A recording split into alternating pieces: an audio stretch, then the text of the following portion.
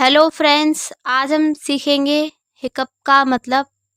Hiccup का मतलब होता है हिचकी, हिचकी लेना, हिचकी आना, गड़बड़ी, गड़बड़ी होना, झटके खाना।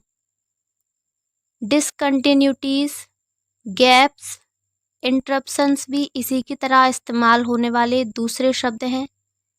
इसको सेंटेंस में यूज़ करते हैं, जैसे उसने एक जोरदार हिचकी ली।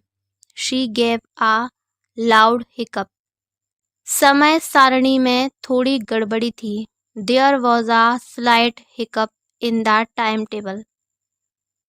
हमारी मेलिंग प्रणाली में थोड़ी सी गड़बड़ी आ गई है। There's been a slight hiccup in our mailing system.